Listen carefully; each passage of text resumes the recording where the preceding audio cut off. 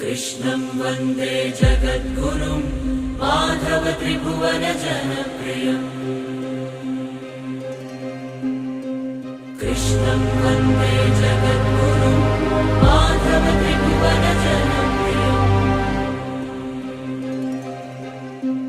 कृष्णं वन्दे जगद्गुरुं माधव त्रिभुवन जनप्रियम्।